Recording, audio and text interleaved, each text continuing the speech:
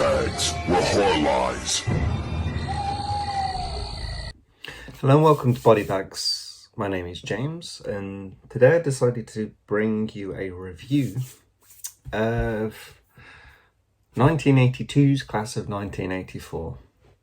Took me quite a long time to watch this one, actually. It's Screen Factory put it out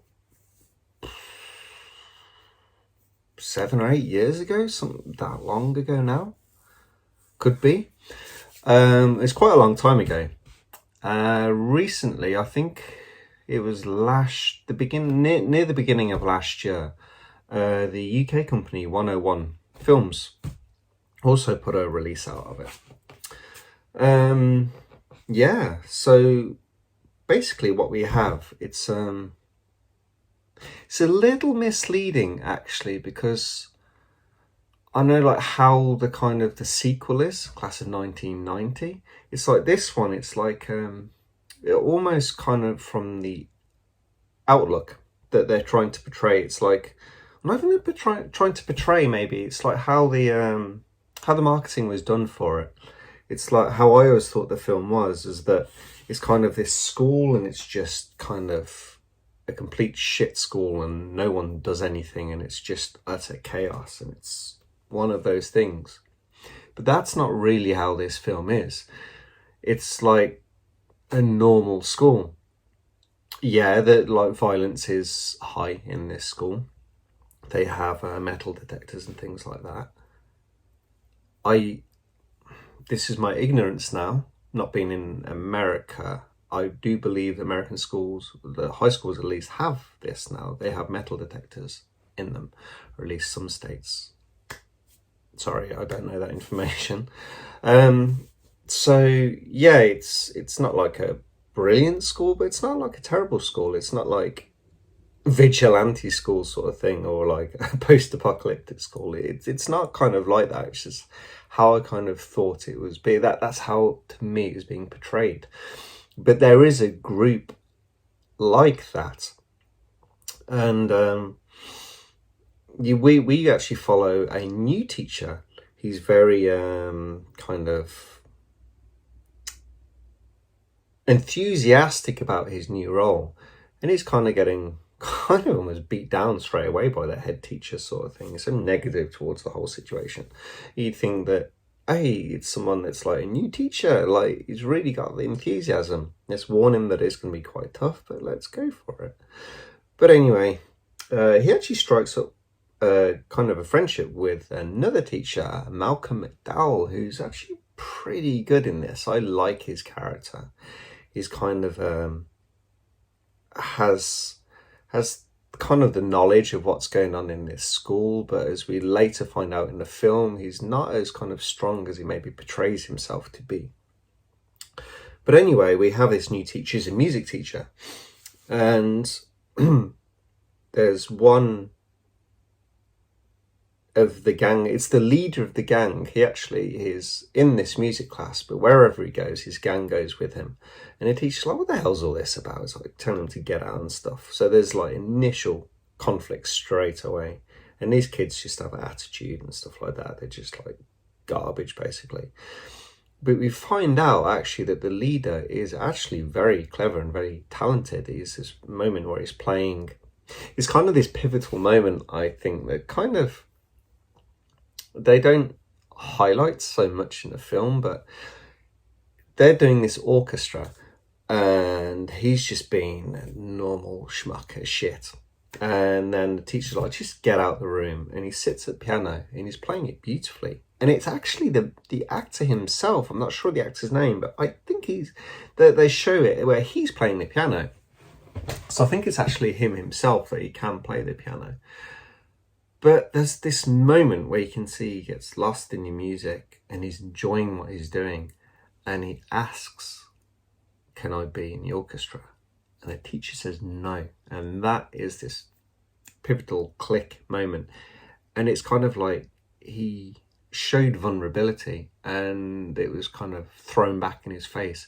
And that just pushes him over the edge even more. And what they were doing bad before, it's just tenfold now. It's just a lot more it's just worse that their boundaries are gone, and it's so there's more and more stuff happening. There's this one younger kid who wants to infiltrate.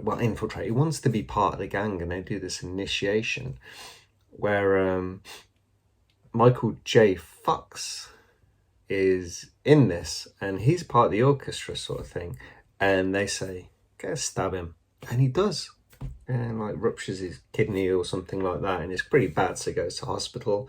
And then they're trying to get the police involved, and they're like, they want him to finger not finger, but to say who it was who stabbed him, because the teacher knows, he knows, like, if it was not exactly this one kid, he was behind it. Of course Michael J. Fox is too scared, but he goes back to school. Obviously the police are involved, and there's this scene where you have the police, and they're with I'm going to go back a little bit, actually, because there's another confrontation. There's several confrontations, but there's one where they're actually pushing drugs, and it's Michael J. Fox's friend takes some drugs, and he actually ends up dying as a result. He climbs up the flagpole and falls. So there's a lot of tragedy going on with this as well. And this is really affecting the students. It's really affecting like this teacher. And you see Malcolm McDowell, who's like trying to kind of calm him down, but he sees him outside of school, and he's like, goes to like almost attack them. He's like trying to, they chase this Michael J. Fox's character, this bad gang, and the teacher sees it and tries to break it up. It all starts to go crazy, and he can't kind of handle it, Malcolm McDowell, what's going on sort of thing. It's pretty bad. So yeah, like I said, there's this one, I think it's the one scene where the teacher sees that there's the teacher, there's Michael J. Fox's character, and there is the police officer, and the gang see that they're talking sort of thing. And what it was, this is how it led to the stabbing sort of thing, because it's like Michael J. Fox was with his friend when they're buying the drugs, but he will not say who bought drugs from. And they see this and they think that he's telling the police, but he's not. But that's what it looks like to them, and that's what happens with it. Winds up with like being stabbed. And the kids, they're just going off the rails. That they actually, because of what's happened when there's this kind of this vigilante teacher sort of thing, and Malcolm McDowell's with him, he's a science teacher, and he has all these animals, and they kill all the animals in his lab, and that just, he snaps at that point. And then he does some vigilante on his own, tries to get some vigilante justice, trying to run them over, and he ends up flipping the car and dying. And it's like, this is just getting worse and worse and worse. And towards the end, it's like the teacher is with all his students, and he's at the school, he's about to get the orchestra going, and he's with his pregnant wife is at home. The students know where he lives, and they I'm chopping around a little bit. Also, what sends him a bit nuts is the teacher goes to this head kind of gang leader's house, and he confronts the mum sort of thing, and that kind of makes him more nuts. And then he goes downstairs. Teacher breaks into this kid's car and trashes his car, and that's kind of like the final straw. And so that gets to the point where you're at the orchestra, it's about to getting ready to start, and they break into the teacher's house with his pregnant wife there, and they rape her.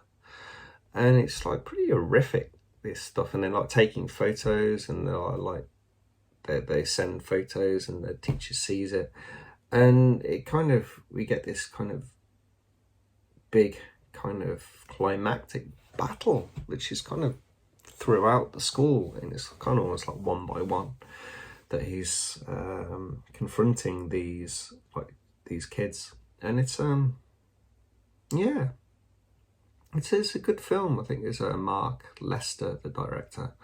He put together a really solid film here. I really did enjoy this one. and it's like the twists and turns, and you can see, like I said, the pivots in the story about how the character, like how he is. It's like the mum is saying, oh, he's brilliant, he's like, you need to be good to him, sort of thing. It's not his fault, and he is brilliant, but at the same time he's warped, he's snapped, and maybe with different guidance he could have pulled it around. There's that, like I said, that pivotal moment, and where it kind of, he has that kind of showing his vulnerability, and it's thrown back in his face, and the acceptance is not there for him. And then when he gets his car trashed and the teacher goes to his house, that's his kind of his sanctuary. And it's like the teacher makes it worse all the time. It's like he's goading him almost, as like the kid, the gang member sees it. He's fueling the fire for this kid getting worse and worse. But he's trying to do the best he can. You know, the police can't really help with anything. The school don't really give a shit. And it's a really interesting film, and I thought it's really well put together. Sorry for going a bit backwards and forwards there, but I was kind of remembering stuff as kind of a little bit out of sync, sort of thing. But anyway, that's the end of my review. Highly recommend this. I think the Screen Factory is not out of print or anything, and there's limited edition 101 films that's out of print now, but they have a standard release as well. So if you're region 1 or region 2 or whatever, you can easily pick these up. But anyway, hope you guys enjoyed this review, and I'll catch you next week. Bye bye.